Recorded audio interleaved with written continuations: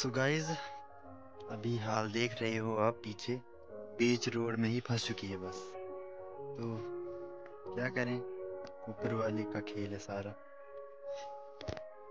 इसकी स्माइल को देखो, देखो जरा। फिल्टर लगा के अभी लाइव हुई थी लेकिन मैंने फोन ही छीन लिया इसका। देख सकते हो अभी अभी टाइम क्या हो रहा है। टाइम हो रहा है अभी 7:45 और हम भद्रौल की तरफ जा रहे थे लेकिन यहाँ पर हो गया स्टॉप। देख सकते हैं रोड में बीच में ही फंस चुकी है बस।